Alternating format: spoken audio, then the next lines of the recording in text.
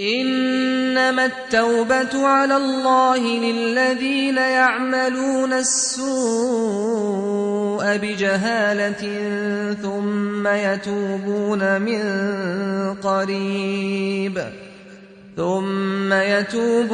من قريب فأولئك يتوب الله عليهم وكان الله عليما حكيما.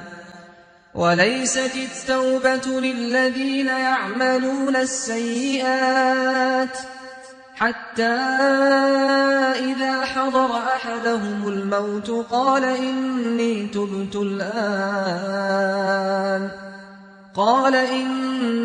تبت الآن ولا الذين يموتون وهم كفار أولئك أعتدنا لهم عذابا أليما.